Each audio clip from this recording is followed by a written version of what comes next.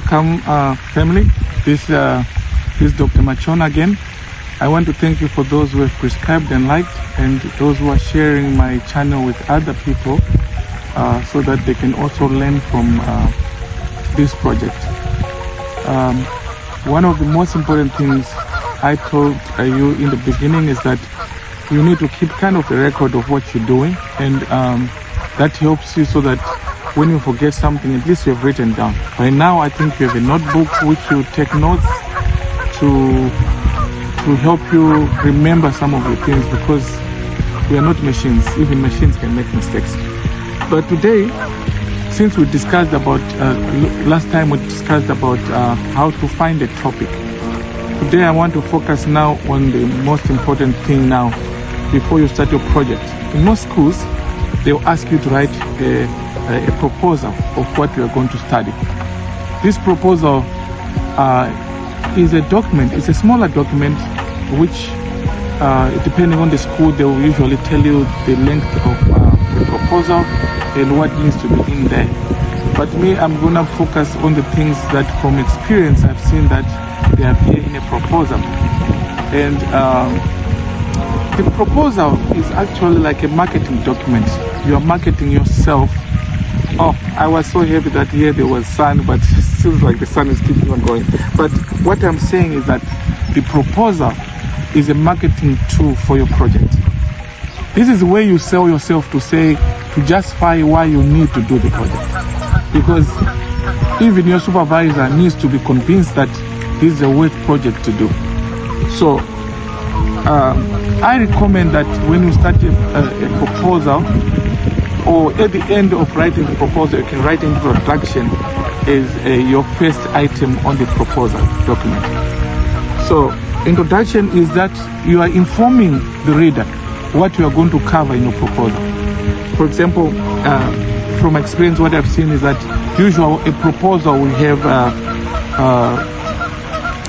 to start with the background of the study.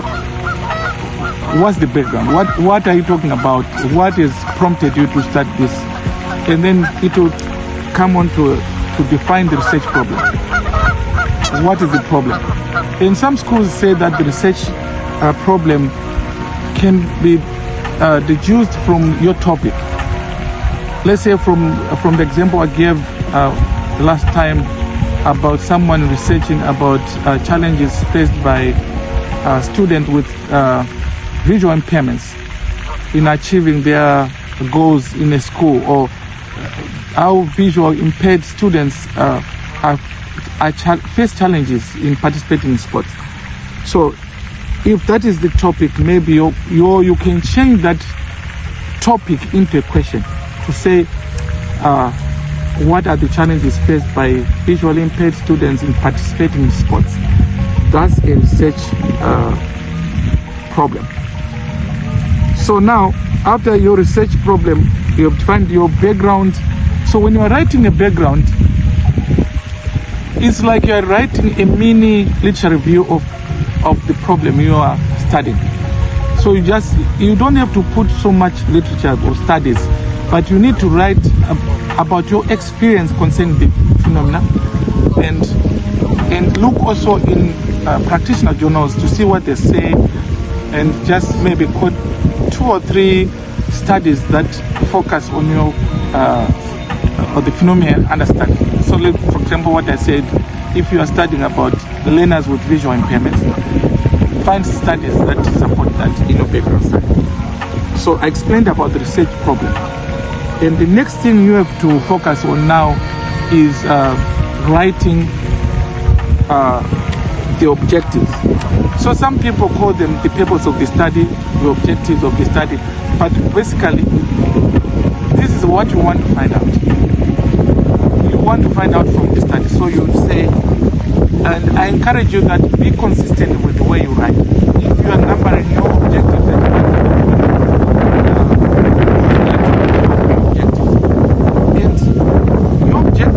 research questions must be the same, because each research question is derived from your objective. So let's say my first objective, and objectives must be must be very specific so that whoever is reading them can see that, oh, this student knows what they're talking about. And from each objective, you can derive research questions. I'm going to do a document for this, to cover this later on, and I'll post on the YouTube as well, on my channel. But I'm busy preparing things for you so that if you have questions or if you want examples, I can give you more examples of how you can come up with the objectives and research questions. So on the research questions, depending on the tool you are going to use for your research, but on this I'm focusing more on the on qualitative study. Let's say on a qualitative study, you want to find from the same example what are the challenges that are faced by students who have visual impairments in participating in sports. So you don't want to give, you need to give open-ended questions so that the person who is answering the question does not give you a yes or no answer. And also, because these questions you can further probe if you are doing face-to-face interview. You can further probe your participant so you can get more in-depth answers from this participant. And these questions also are just a guide, because as you ask each participant, you might find that the participant can give you more information based on their experience. And remember, what we do in qualitative studies, we look for participants who are rich information, who can give you insights in their experiences as, for example, maybe a teacher who is dealing with students with visual impairments, or someone who is now an adult who was a student, who now have experience on how people with visual impairments suffer or face challenges in the inclusive environments. So I hope you are understanding what I'm saying. For those who have questions on this area, like I said, you are free to post questions on my channel and I will definitely try to answer them. So after writing your research questions, you want to inform your supervisor or the reader the significance of your study. What are we going to gain? Who are the stakeholders who are going to gain from this study? So, as an example, for me, I would say, one, maybe policymakers would benefit from this. I encourage you to write, if you say policymakers, as a subheading, so that you can focus on it and explain properly how that group of people will benefit. For example, me, I would say that policymakers might not be informed of how students or learners with visual impairments suffer in inclusive environments by not participating in sport, or in participating in sport. How do we do that as people with visual impairments? So some policymakers, because they've never lived those experiences as someone with visual impairment, they may not understand it. So when they come up with laws to protect these groups, they cannot really understand it or be in the shoes of those people with visual impairment. So that's how I would look at it. That you want to say, how does it help those policymakers? Then you can say teachers. There are so many teachers who have been teaching for years, but they don't understand how these students with disabilities suffer from lack of inclusion by the school.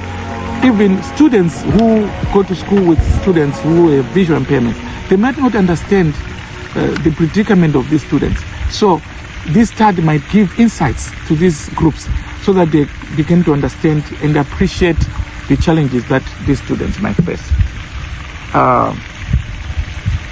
So the other section which in most proposals should be included is delimitation of the study. Delimitation just means that these are boundaries that you set yourself as the researcher. For example, let's say it's me who is doing that. Maybe I could say, I'm just gonna focus. I live here in Spring, Houston, and I can say I'm just gonna focus on students who have visual impairments, who are just in Spring. I'm not gonna cover Houston, I'm not gonna cover New Guinea or Woodlands. I just want to focus on this small group of students, and that's my population. And within that population, I'm gonna choose now participants from that region as well. Let's say you're in Zimbabwe, for example. You can say, I just want to focus on students from the Harare School District. And that's the population. And that within them, now you can sample based on your method of convenience you want to use. And out of those students now, that's where you're going to focus on. So delimitations, these are restrictions that you put yourself and you have control over them. And also you can explain in your proposal how those delimitations are going to help you. And also some can say, I'm going to focus on 3 regions. Let's say Chitungwiza, Harare Urban, and Noto. Why are you doing this? You can say you are doing this so that you can triangulate your data. Because if you get data from one region, it might be biased. So delimitations can help you also come up with such decisions. Then there are limitations of the study. Limitations, as the word says, these are things that are beyond your control. They limit you how you are going to do your study. Some of it is time, because in most colleges, you are given a specific time to finish your study. It could be 1 semester. Some schools give you 2 semesters, a whole year to do the research project. So you can say that it also is a problem. Some of the limitations can be finance. As a student, you might not have enough money maybe to buy the necessary things you need. You might need to develop a questionnaire. In that questionnaire, it needs money to print it. All those are limitations. But as you write your limitations, you need also to state, what are you going to do to overcome those limitations? Let's say it's the time. Is it feasible to do your study within that period? And then also those limitations also make you decide what sample size you're going to use. Because, for example, I've seen some students who say, I'm going to ask 500 participants, which is very difficult task to do. But you need to take all these into consideration as you prepare your proposal, because not taking those into consideration can choke you as you proceed with your research. And like I said at the beginning, this is not a channel to take over from what your school guidelines. You have to follow school guidelines, but this can help you to know what you can write in each section, so that instead of thinking and cracking your head, what am I going to write? You are going to use this now to formulate your proposal and present it to your supervisor, who can also mark it and tell you and give you guidance. One important thing you need to understand is that as you go into research, you must not be married to your topic or your document, because you are going to constantly revise. And my advice to you, don't argue too much with your supervisor, because they are the ones who know, they have the knowledge, they've been in practice for a while, so they likely, in most cases, they are knowledgeable, they know what they are talking about. Of course, there are certain cases where, as a researcher or as a novice researcher, you can see that even your researchers, sometimes they are lost, maybe on using MLA or APA, that they are getting lost, and you know what is right. So in such cases, politely go to your supervisor, and let's say they are lost in APA, how to format something, and show them that, say, oh madam, this is what I followed. The APA 7th edition handbook says this, and that's what I followed. So I don't know if you want me still to change this. Then you can change based on after agreeing with them. But I always encourage that your supervisor is going to be your friend and should be your friend. Find a way to work with them in a way that you don't offend them, and now they can become more stricter with you. Me, I benefited a lot from my supervisor, who was very strict with me. If I make a mistake, she would tell me to go correct something without pinpointing where exactly the error is. So you have to develop a relationship with your supervisor. But me here, what I'm doing to you is to give you guidance that will make your work easier, even if you're going to consult with your supervisor. Constantly be in touch with your supervisor, but this can give you a place where when you are frustrated, you're stranded, you can come to the channel, post your question, and I'll answer you, and it's free. That's the beauty of this. Me, when I was doing my studies, I never got someone to just tell me things for free. but I just thought that maybe there's a way to give back to society where you can benefit for free from my channel. So the only thing I ask you is to, if you have not subscribed, to subscribe and like and share with your friends. So we were talking about limitations of the study. Now there's another subsection which is very important in the proposal, where you talk about methodology. So this is where you now talk about what you can discuss about the different methods that can be used in research. For example, you can talk about qualitative method, you can talk about quantitative method, you can talk about the mixed method. But for me, what I recommend is that when you're on this stage now, you can talk about what is the choice of method you want and justify why you chose that method. So for example, if I say I want to do a qualitative study, because I'm talking about experiences of students with visual impairments. Those are things that cannot be quantified. They are based on experiences. So each person's experience cannot be quantified. And these are also studies that cannot just be generalized, because we cannot say from the data we collected from a sample of 15 students, for example, that we can infer it across the whole population of the United States. That's impossible. Or infer it across the whole population of Zimbabwe. Let's say I did a study in Chitungwiza and I found that out of my participants, 20% of them say that they face challenges to participate in sport. And then I come and say, 20% now of Zimbabwean students with visual impairment suffer, they face challenges when trying to participate in sports in inclusive schools. That would be so wrong, because we cannot generalize people's feelings or how their experiences. So that's why qualitative studies are important, because we can capture the experience of people based on their personal experiences. And so the method you choose here should be based on your targeted population and what you are trying to find out. Whenever you see experiences or you want to find how people feel about something, or let's say you want to find out the experiences of immigrants living in the United States, you cannot use a quantitative method. Of course you can, depending on the variables you want to test. Let's say you could use actually a questionnaire to put different variables to say that good, for example, you can have one question who says, what was your experience dealing with police? They say, you can use a Likert scale to say maybe 1 bad, number 2 very bad, number 3 okay. So you can put a Likert scale. But when you're talking about experiences, I recommend that always use a qualitative method. Use one of the qualitative methods. You can use focus groups, you can use face-to-face interviews, so that you can be able to interact with your participants. Of course, I've seen some people use questionnaires, but questionnaires are so limited in how you can gather information for a qualitative study, because you want, remember, to probe further your participants. So how do you further probe if you are using a questionnaire? But that's another question for another day.